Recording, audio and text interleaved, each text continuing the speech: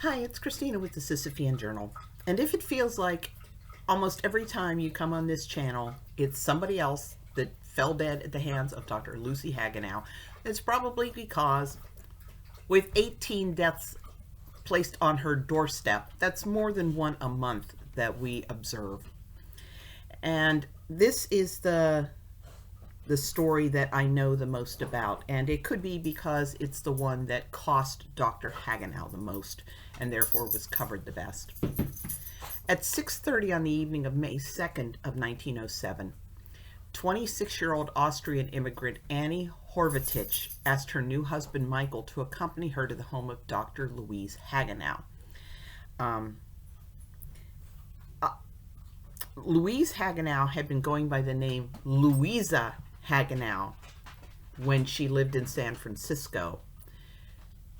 And while she was in San Francisco, she was implicated in the abortion deaths of Louise Dirchow, Annie Doris, Abia Richards, and Emma Depp. She kept getting hung juries, but the prosecutors just kept going after her because they were determined to try to shut her down. But she was able to get away and relocate to Chicago. So once she got there, she was implicated in the 1891 death of Minnie Deering, the 1892 deaths of Sophia Kuhn and Emily Anderson, the 1896 death of Hannah Carlson, the 1899 death of Marie Hecht, the 1905 death of Mae Putnam, and the 1906 death of Lola Madison. But nobody really went after her. They pretty much let her go about her business. I think Dr. Hagenow had become pretty chill at that point. So, Annie didn't really speak English from what I can gather. So that might explain why she didn't know Dr. Hagenow's reputation. I don't know if the German language newspapers carried as much about Dr. Hagenow as the English language newspapers in Chicago did. And Hagenow, being German herself, probably openly advertised in German language newspapers. In fact, I might look and see if I can find some of those ads. At any rate, by the time they arrived at Hagenow's office, Annie asked Mike to look after her children, the 3 children from a previous marriage, and to come to see her on Saturday. And it kind of surprised Mike that she was staying overnight because she didn't bring a change of clothes or any type of overnight bag. Now, Mike later told his story through a translator because he only spoke German. He said he didn't know Hagenow and didn't know that his wife was there for an abortion. But that seems like he was trying to weasel. You'll see a little bit later. Mike went to Hagenow's house this following Saturday afternoon and found Annie sitting up in bed. And she told him she wasn't feeling well and sent him home saying that she'd be returning on Monday. Now, on Sunday, Mike got a phone call to go to Dr. Hagenow's place. He arrived at 10 p.m. to find his wife very sick. A Dr. Rasmussen was also present. Mike remained at Annie's side during the night, noting that by morning she actually appeared to be in much worse condition. He went to the home of Mary Galovich, who could speak English and thus serve as a translator. When Mike and Mary arrived, Hagenow met them and told them that Annie had died at 5 a.m. And then Hagenow gave Mike a business card for a neighborhood undertaker. Mike indicated that he'd prefer to go with an undertaker he knew, and he sought out W.J. Feckleton. Feckleton went to Hagenow's home to pick up Annie's body at around 5 o'clock that evening. And he said that Hagenow told him to come back after dark to take Annie's body out the back way. He returned at about 9 p.m. with an assistant and found it very difficult to get Annie's body down the narrow staircase. He later testified that Hagenow told him her regular undertaker reported no trouble getting bodies down that staircase. Doesn't that make you kind of wonder if there are more deaths than just Minnie, Sophia, Emily, Hannah, Marie, May, and Lola. If she had an undertaker who just kind of come by in the night and spirit the bodies out. So, after the funeral was held and Annie was buried, it looked like Mike and the children were going to get on with their lives as best they could. But that all changed on May 13th. The Cook County coroner, attended by Annie's brother, John Sneller, who evidently didn't think things were kosher, exhumed Annie's body. And that was when a post-mortem examination revealed that though Annie's death had been attributed to pneumonia, her lungs had been quite healthy and normal, as were most of her internal organs. It was in her pelvis that the true cause of death was found. Her uterus was lacerated, with the top of the uterus torn nearly off, causing fatal peritonitis. And from the condition of her uterus, the doctors gauged she'd been about 4 months pregnant. But there was no sign of the fetus, which had evidently been successfully killed, removed, and disposed of. Now, Hagenow admitted that Annie had come to her place on the 2nd and had died on the 6th, but insisted that Annie had already been bleeding vaginally upon her arrival. She insisted that Annie told her she'd seen a doctor on the south side who had brought her around, meaning done an abortion. But Hagenow's claim that she hadn't performed an abortion on Annie wasn't very creditable given her history.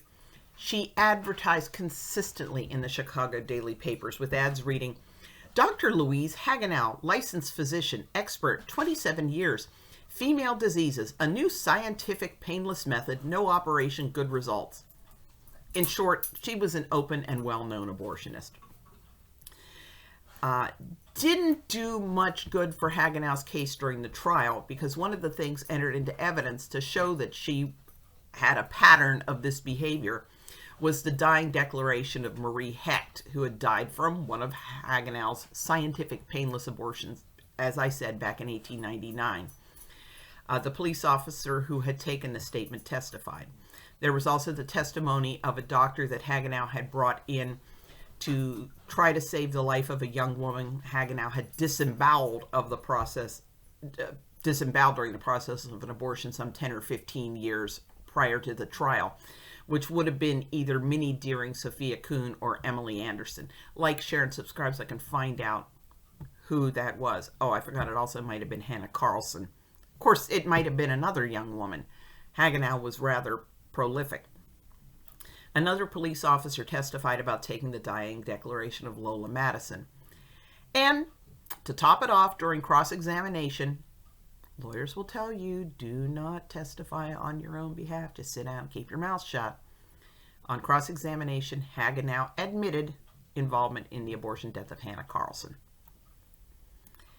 Now, the appeals court later noted, yes, Hagenow was convicted. Had the evidence shown that Annie Horvatitch was the only pregnant woman whom Hagenow had caused to miscarry or abort, it might not have been unreasonable to presume that she did so in good faith and with the purpose of saving the woman's life. But for 27 years, Hagenow had been consistently engaged in producing miscarriages and causing abortions, and she kept a place for the treatment and care of women upon whom miscarriages and abortions had been caused and performed. She was surrounded at her house by men and women engaged in the business of causing and producing criminal miscarriages and abortions, and she had caused the death of several women upon whom she had caused miscarriages and produced abortions within a few years prior to her indictment, causing the death of Annie Horvatitch. So Hagenow, who was nearly 60 years old at the time of her trial, was sentenced to 20 years in prison for Annie's death. Finally, somebody took some action. They locked this woman away. However, Hagenow was freed from Joliet on October 29th of 1917, having served less than half of her sentence. And she went straight back to business, landing 22-year-old Pauline Arbrecht in the hospital fighting for her life. Pauline, writhing in pain in her hospital bed, told the police, "I didn't know what I was doing. A friend told me of her and I went to see her. I just asked for an examination and she said she must operate." And with no cash on hand, Pauline gave Hagenow a $400 diamond ring. So after she was rearrested, some reporters went and talked to her in her jail cell, and Hagenow snapped, I didn't do anything to her. There wasn't anything the matter with her. She asked me for advice and I told her to go home and forget it. Yes, I've been arrested before. What's that to you? Yes, I've served time in Joliet. Remember, she'd recently been released. Why do you blame me for these things? If these fool girls would take care of themselves, they wouldn't have these things done, would they? There's lots of midwives in Chicago making a living the way I do. I've been performing operations for 50 years. Since I got out of prison this last time, though, business is booming. Everybody's doing it. No one wants babies. They come to us. It's our business to help them. I didn't hurt this girl. She went home and caught cold. Then she called me up and told me she had taken some pills. I didn't know anything about that, do I? Why arrest me? Perhaps she'd been arrested because Pauline's $400 diamond ring was in her possession, which certainly corroborated the ailing woman's story. Now, fortunately, Pauline survived her ordeal and Hagenow lay low for a while. But suddenly, in 1925, it's as if something snapped and Hagenow just had to stop making up for lost time. 5 young women lost their lives at Hagenow's hands that year. Nina Pierce, Elizabeth Welcher, Bridget Masterson, Lottie Lowry, and Jean Cohen. None of these deaths lost Hagenow her freedom, but her luck finally ran out with the 1926 death of Mary Moorhead. She was prosecuted for that one and sentenced to prison. However, when she appealed to the Supreme Court, they ordered a new trial in 1929. Now, the judge, noting that there was no new evidence, dismissed the case, telling Hagenow, "You had better make your peace with God, Lucy Hagenow. I do not think your months on earth are many." The Associated Press noted that Hagenow, who was nearly deaf and may not have heard, muttered something and shambled laboriously from the room. Now, as near as I can determine, at that point, Hagenow decided to hang up her abortion instruments. But again, she didn't have that long to live. It was 1929. She died September 26, 1933 in Norwood Park, Cook County, Illinois. And the occupation on her death record was listed as midwife. So, Lucy Hagenow was one of the people who disabused me of the idea that criminalizing abortion protects women from quacks. Just like with Kermit Gosnell, doesn't matter how often the authorities are told these people are doing horrible things. It all depends on the will of the authorities to pursue them.